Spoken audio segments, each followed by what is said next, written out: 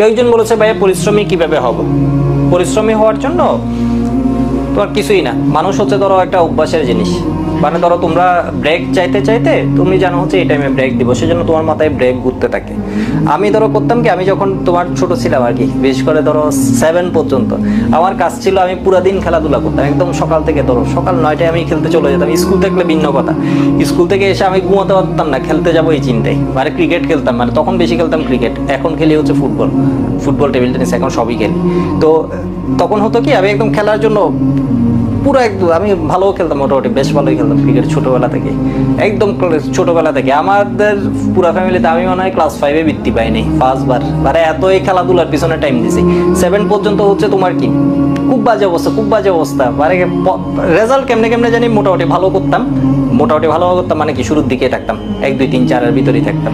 ওই তো মফস্বলের একটু পড়ালেখা করলে ভালো রেজাল্ট করে, তখন ছিলাম পটিয়া মডেল হাই স্কুলে, মানে আমাদের বাসা তো চিটাগাং। এরপর 9-এ এসে গেছি কলেজের।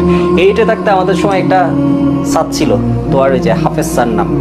তো পটিয়া স্কুলে হচ্ছে ক্লাস 8-এ তখন যে ট্রেনিংটা তোমার ওই বৃত্তি পরীক্ষা, তখন ছিল বৃত্তি পরীক্ষা, ওইগুলার যে কোচিংটা হতো এত যন্ত্রণাময়, 9টা থেকে শুরু করে 5টা পর্যন্ত।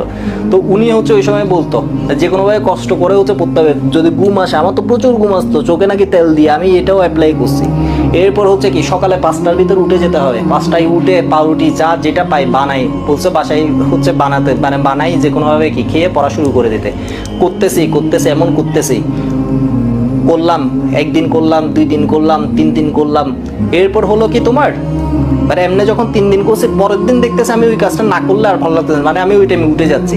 মানে মানুষ হচ্ছে এমন একটা জিনিস, যেমন হচ্ছে কুকুরকে দেখবা, তুমি ধরো খাবার দিচ্ছ, খাবার দিলে তুমি ধরো একটা কুকুরকে রাস্তায় ধরো গিয়ে রাস্তার কুকুর খাবার দিচ্ছ, 1 দিন 2 দিন 3 দিন গেলে পরের দিন দেখবো ওই টাইমে ও হাজির হয়ে যাবে। মানুষ হচ্ছে এর চেয়েও বেশি খারাপ, মানে কুকুরের চেয়েও মানুষের এই বৈশিষ্ট্যটা ভালো। তুমি দেখবা হচ্ছে তুমি পড়তেছো, পরের দিন তোমার বডি অটোমেটিক দেখবা হচ্ছে তোমাকে, তুমি পড়ায় মনে বসে থাকবা, পড়তে থাকবা, মোবাইলকে ফেলে রাখবা, মোবাইল দূরে রেখে দিবে। যখন ক্লাস করতেছো, ক্লাস করে মোবাইল দূরে, তোমার কল দিলে কি হবে, তুমি কি হয়েছো, তোমাকে কল দিয়ে খুঁজে না পেলে কি হবে, দেশ উল্টে যাবে, কিছুই উল্টে যাবে না। তুমি ফেসবুকে না থাকলে কি হবে, কিছুই যায় আসে না কারো। মানে ঘটনা বুঝতেছো? তাহলে তুমি যখন এটা পড়তেছো, পড়াগুলো একটু ধীরে ধীরে পড়া হচ্ছে তোমার মজার জিনিস। পড়াটা এখন অনেকে মনে করবো হচ্ছে পরীক্ষা পড়তেছি কিছু বুঝতেছি না, আরে পড়া তো যখন মানে তুমি পরীক্ষার জন্য পড়লে পারবে না, তোমার পড়ার মজাগুলো নিতে হবে, জিনিসগুলো যখন বুঝতেছো, এই যে করতেছো ধীরে ধীরে দেখবে হচ্ছে তোমার ভিতরে একটা ইন্টারেস্ট জাগবে, তখন দেখবে তুমি করতেছো আরো ভালো লাগবে। আর এই কাজটা যখন তুমি করবা, দ্যাট মিনস ধরো আজকে পড়তেছো, একদম তুমি চিন্তা করছো উঠবা না, বা একটা শিডিউল করে পড়তেছো, মোবাইল দূরে সরাই রাখছো, একদম কোনো কিছু কারো বিয়ে আছে তুমি যাবা না, কিছু করবা না, এমনি করে 3 দিন পরো, 4 দিন পরো, 1 সপ্তাহ পরো সিরিয়াস দেখবা তুমি পড়ার ভিতর হচ্ছে একটা কি ঢুকে যেতে পারবা। তো আমি হচ্ছে ক্লাস 8-এ এসে এই জিনিসটা করছি, ক্লাস 8-এ আমার রেজাল্ট অনেক ভালো হওয়া আরম্ভ করছে। এরপর সবচেয়ে মারাত্মক যেটা হচ্ছে চিটাং কলেজের স্কুল, আমি জানতাম হচ্ছে সবাই মারাত্মক লেভেলের স্টুডেন্ট। ওইখানে এসে আমি শুরুতে ভর্তি পরীক্ষার জন্য এত পড়া পড়ছি, আমি দিন রাত পড়তাম। আমি তো চান্স পাইছি, ওইটা বিষয় না। এরপর প্রথম 6 মাস এত পড়ছি, শুরুতেই কলেজের স্কুলে ধরো একটা কি টপের মধ্যে চলে গেছি। এরপর কোচিংয়ে হতাম, প্রত্যেক পরীক্ষায় ধরো ফার্স্ট সেকেন্ড এরকম, মানে আবার শিফট যেগুলো ছিল আর কি, ওইখানে আমি ধরো হাইয়েস্ট। এমন হতো যে ম্যাথ দিছে আমি দ্রুত করে ফেলতেছি।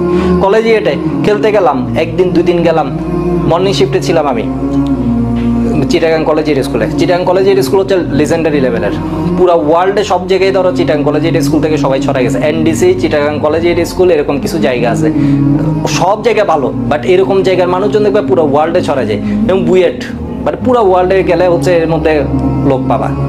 চিটাগাং কলেজের স্কুল হচ্ছে চিটাগাং, মানে ধরো এর থেকে ধরো সব প্রায় লিজেন্ডারি লেভেলে, বাংলাদেশে যত ভাইরাস এর মধ্যে অনেকে আছে হচ্ছে চিটাগাং কলেজের স্কুল।